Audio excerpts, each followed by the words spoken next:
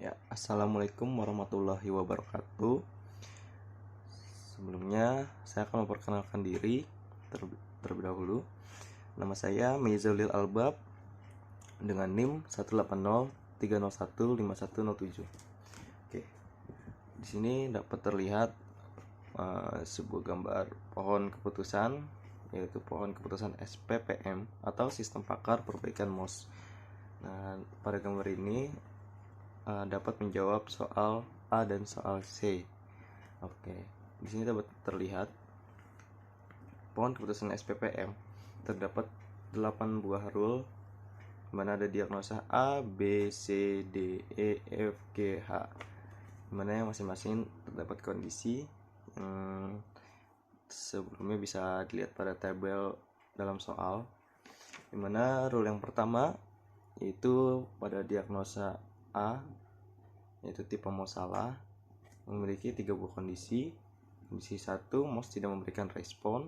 Kemudian kondisi 3, hasil pemeriksaan tiap MOS salah. Kemudian kondisi 10, yaitu MOS tidak berespon ketika dicobakan pada komputer lain. Next, selanjutnya rule yang kedua, yaitu pada diagnosa B terdapat 2 kondisi, di mana kondisi 1, MOS tidak memberikan respon. Kemudian kondisi 4, MOS memberikan respon setelah MOS dibersihkan dan dipasangkan kembali ke komputer. Kemudian pada rule ketiga, diagnosa C yaitu konflik pada port serial, di mana terdapat 4 kondisi, yaitu kondisi 1, MOS tidak memberikan respon. Kemudian kondisi 2, hasil pemeriksaan tiap MOS benar. Kemudian kondisi kelima, yaitu MOS tidak memberikan respon setelah MOS dibersihkan dan dipasangkan kembali ke komputer. Kemudian kondisi 6, yaitu hasil pemeriksaan port tidak ada konflik dengan cara melepas peralatan serial selain MOS dan memberikan respon. Kemudian rule yang keempat yaitu diagnosa D, di mana diagnosa D adalah MOS rusak. Dan di sini terdapat kondisi 1, yaitu MOS tidak memberikan respon. Kemudian kondisi 2, hasil pemeriksaan tiap MOS benar. Kemudian kondisi 5, MOS tidak memberikan respon setelah MOS dibersihkan dan dipasangkan kembali ke komputer.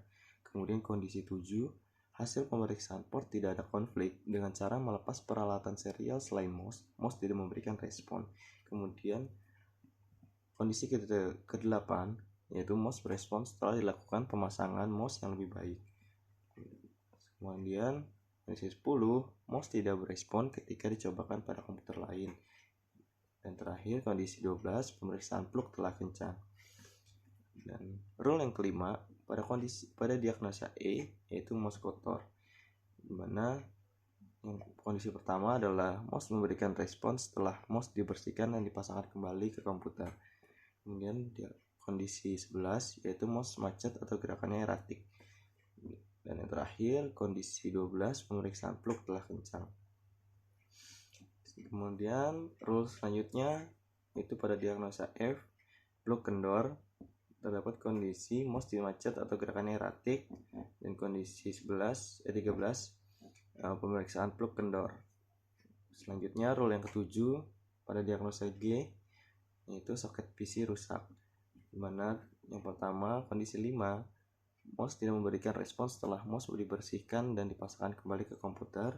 Kemudian kondisi 9, yaitu MOS berespon ketika dicobakan kembali ke komputer lain. Dan kondisi 11, MOS macet atau gerakannya eratik. Dan yang terakhir kondisi 12, pemeriksaan plug telah kencang. Dan itu adalah rule yang ke-7. Dan terakhir rule ke-8 pada diagnosa H, yaitu MOS rusak ganti MOS, dimana pada kondisi yang pertama, kondisi 8, yaitu MOS berespon ketika dilakukan pemasangan MOS yang lebih baik. Dan kondisi 10, MOS tidak berespon ketika dicobakan kepada komputer lain. Dan kondisi 11, MOS macet atau gerakannya eratik. Serta kondisi 12, pemeriksaan plug telah kencang. Oke. Tadi adalah penjelasan tentang pohon keputusan untuk menjawab soal A dan C. Oke, selanjutnya di sini saya akan menjelaskan kaidah produksi forward chaining. Ini untuk menjawab soal B, dan C. Nah, sebelumnya saya akan sedikit menjelaskan tentang forward chaining. Dalam forward reasoning, proses inferensi dimulai dari seperangkat data yang ada menuju ke kesimpulan.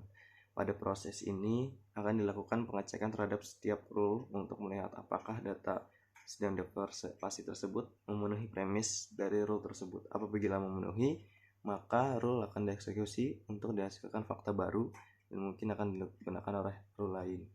Jadi di sini intinya adalah di mana akan diproses sebuah fakta terlebih dahulu, kemudian menghasilkan sebuah kesimpulan. Oke, di sini untuk rule yang pertama, rule 1, if most tidak memberikan respon and hasil pemeriksaan most salah and most tidak berespon ketika dicobakan pada komputer lain, then tipe most salah. Oke, rule yang kedua, if most tidak memberikan respon and most memberikan respon setelah most dibersihkan dan dipasangkan kembali ke komputer, then most kotor. Oke, next, selanjutnya ini bukan rule 3 ini. Rule yang ketiga yaitu if most tidak memberikan respon and hasil pemeriksaan tiap most benar and most tidak memberikan respon setelah most dibersihkan dan dipasangkan kembali ke komputer and hasil pemeriksaan port tidak ada konflik dengan cara melepaskan peralatan serial selain most memberikan respon dan konflik pada port serial. Selanjutnya, rule yang keempat, if most tidak memberikan respon and hasil pemeriksaan tiap most benar and most tidak memberikan respon setelah most dibersihkan dan dipasangkan kembali ke komputer and hasil pemeriksaan port tidak ada konflik dengan cara melepaskan peralatan serial selain most tidak memberikan respon and most berespon setelah dilakukan pemasangan most yang lebih baik and most tidak berespon ketika dicobakan pada komputer lain and pemeriksaan plug telah kencang dan most rusak. Rule 5, if most memberikan respon setelah most dibersihkan dan dipasangkan kembali ke komputer and most macet dan gerakan eratik and pemeriksaan plug telah kencang dan most kotor. Rule ke-6, if most macet atau gerakan eratik and pemeriksaan plug kendor dan plug kendor. Rule yang ke-7, if most tidak memberikan respon setelah most dibersihkan dan dipasangkan kembali ke komputer and most berespon ketika dicobakan pada komputer lain and most macet atau gerakan eratik and pemeriksaan plug telah kencang dan soket PC rusak. Rule yang terakhir, rule ke-8 pada forward chaining ini, if most berespon setelah dilakukan pemasangan most yang lebih baik and most tidak berespon ketika dicobakan pada komputer lain and most macet atau gerakannya erratik and pemeriksaan plug telah kencang dan most rusak, ganti most. Oke. Dan hal-hal yang tadi saya sebutkan merupakan sebuah cara penelusuran dengan metode forward chaining. Dan selanjutnya saya menjelaskan kaidah produksi backward chaining, dan ini untuk menjawab soal B dan C, dimana sebelumnya saya akan menjelaskan metode backward chaining ini terlebih dahulu. Metode backward chaining memilih beberapa kesimpulan yang mungkin dan mencoba membuktikan kesimpulan tersebut dari bukti-bukti yang ada. Strategi pengambilan keputusan atau kesimpulan dengan pencocokan fakta atau pernyataan yang dimulai dari bagian sebelah kanan dan terlebih dahulu.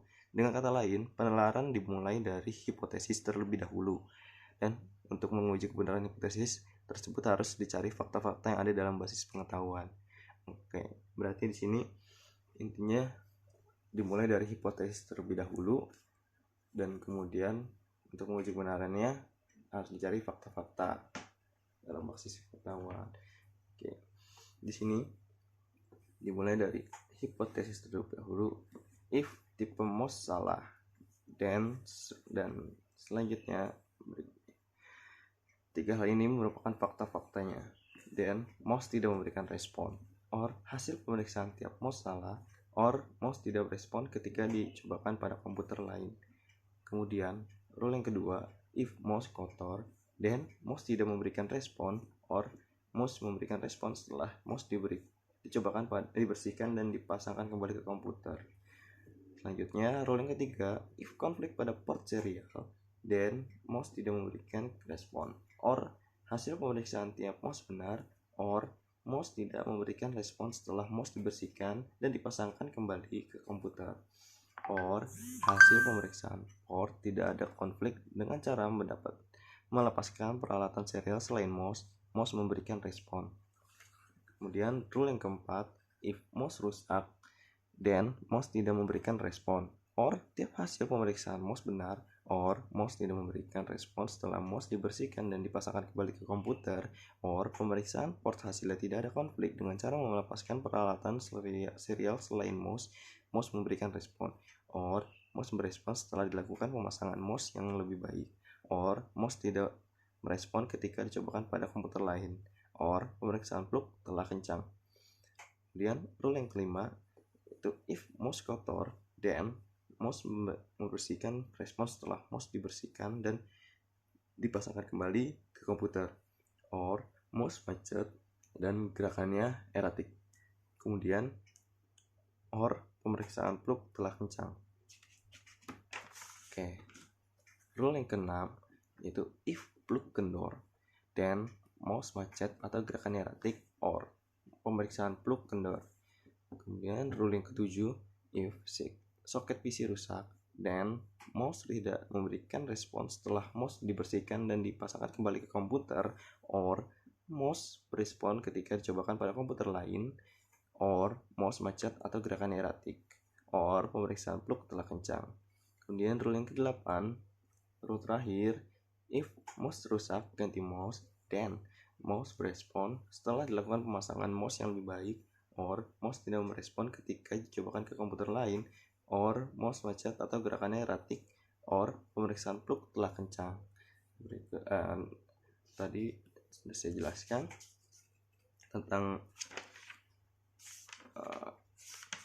jawaban untuk menjawab soal A, B, dan C, yaitu pohon keputusan, SPPM, kaidah produksi, dan metode forward chaining, dan metode backward chaining.